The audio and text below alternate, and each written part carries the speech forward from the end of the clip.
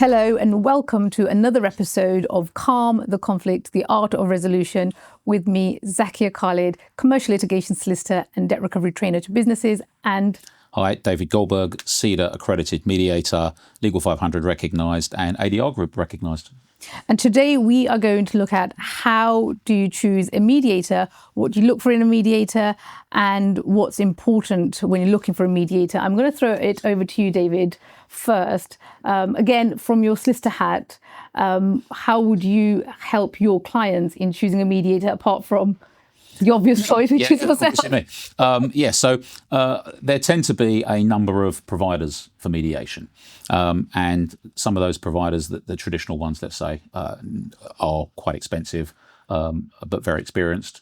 And depending upon the nature of the dispute, you want to pick a mediator that is going to be able to look after your case. Not all mediators are the same. So some are slightly more aggressive, some are much more passive.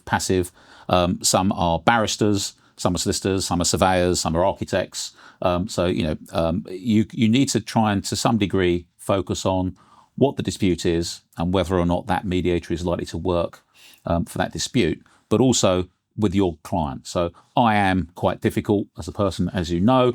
Tell me a bit more about your style as a mediator. So I am far more abrupt. I'm far more blunt because I take the view we've got a day normally to try and get this mediation over the line. The parties have been fighting for weeks, months, years. So we need to condense everything down and just get on with it.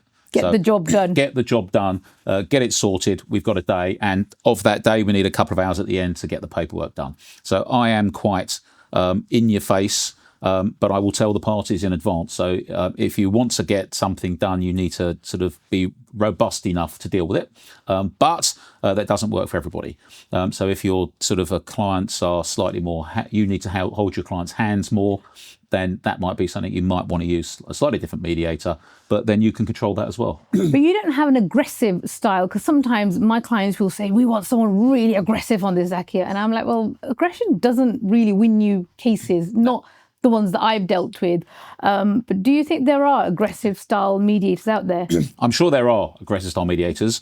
There's a difference between aggression and sort of bluntness. So often I will say to people, I will say to you, I'm not here to be your friend. I'm not here as your mother. I'm here to get a job done. That's the way we're going to do it. We've got to deal with this right from the beginning, get to grips with the issues.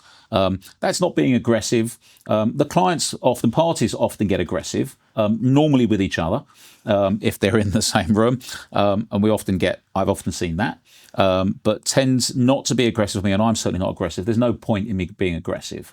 No, because you are there impartial, and like the title of our podcast, you literally are there to calm the conflict and bring about a resolution. So both parties walk away, maybe not happy, but with some sort of closure. Absolutely. So the point is, if I was to sort of be flowery and let's have a chat about this and have a chat about that, we're wasting time, we're going off piste, and the clients are not going to benefit. They're not going to use the day as best they can. So the whole point is, drill down on the details nicely, see where the areas of commonality are, see where the issues are which need to be focused in on the dispute. If there are certain issues, legal issues or factual issues that need to be ironed out, let's deal with them. Let's deal with the elephant in the room, but politely, but assertively, I think is the... Yeah, so for me, key in choosing a mediator, there's 3 or 4 things. Yeah. Experience, qualifications, the industry as well, because a lot of mine are commercial disputes. So I look at the CVs in quite a lot of detail, actually, to see what types of cases has this mediator been involved in. So when choosing, I usually have 3 because that's the average, and that's sort of what the court expects you to do. That's what the other side expects you to do. Sometimes I'll send 3 CVs across and all of them are ignored by the other side, and they'll say, actually, we've got this mediator, and they just give you one choice and they're quite adamant they want to go with that. So I'll again look at their CV and let my client obviously take a look as well, and then experience, length as well, how long they've been in the world of mediation and litigation. And then the next one that clients are most interested in really is how much is it going to cost them, so the fees of the mediator, because again, they vary across the board. Absolutely. So when I'm litigating, looking for a mediator, fees is always a big one. Which is why I tend not to use some of the providers that are really expensive. £7,000 or £8,000 a day. It's just disproportionately expensive, unless there's a really big case and they've got something to bring to the party. But cost is a factor. Personality is the biggest factor, and you know your client, and you know whether they're going to work well with someone who is quite blunt. Yeah, because that's the other thing. The final thing is probably, is my client going to work well with the mediator as well? Because it's not just me.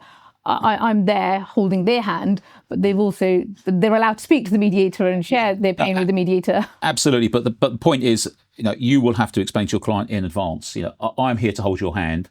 David is here to do a different job, and they need to understand there is a difference between the two of us, because it's not my job to hold. No. My job is not to hold your hand, to hold their hand. Otherwise, we'll go around in circles. So Absolutely, that's the whole point. So that's why when you pick the mediator, that's why the question is, what are you looking for? You've sort of said largely what you're looking for. Money is not everything. No, it's not. I mean, I like I said, I convey the CVs to my clients and say, these are the mediators. If I haven't used one, I will actually tell them, I'm not familiar with these two mediators. I have used David Goldberg on a mediation, and I can give a personal recommendation. And then ultimately it will be the client that actually makes that decision. So it's not really for me to tell the client to use this mediator. No, absolutely right. I try and remain a little bit impartial in that process myself. No, absolutely. And the other thing that you sort of touched on is sort of the area. And unless there is a real need for a niche sector specialist, you don't necessarily need to get someone who is a mediator. For example, if you've got a property dispute, you don't necessarily need a surveyor to do the thing. Schedules of delapse and stuff lawyers do. Mediators, I do this, this kind of stuff I can do.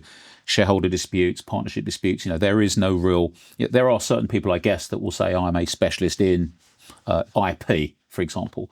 And that may be something. Or other areas of law, because you've got family mediation. Absolutely. Family, I don't touch on. Again, absolutely right. So commercial stuff across the board, more or less, other than very specialist stuff like IP, I will tend to avoid. But other than that, no, most mediators will be able to turn their hand to anything. The tricks that we learn and the skills that we've got and the thing that we bring to the party are cross-sector, cross-industry beneficial. Yeah, and all that practical experience as well of actually having worked through hundreds of cases through litigation process.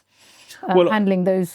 But by the same token, the fact that I'm not a specialist, for example, not a specialist property litigator, is good, because again, we're not here to try the case. Yeah, you're here to bring us a different perspective. I'm looking at an overview, different perspective. We're not worrying about the notice on this and the notice on that, and was it X days too short, or was this word missing? We're actually not focusing on that. We're focusing on, okay, that might be or might not be the case. Let's find an answer. Let's resolve this case today. Absolutely. Great. Thank you so much to our listeners for listening. I hope that they've enjoyed this episode, and we'll be back with more. Thanks very much. Thank you for listening. This podcast was brought to you by Right Here Creative, a video creative agency based in Oxfordshire. Check them out at rightherecreative.co.uk.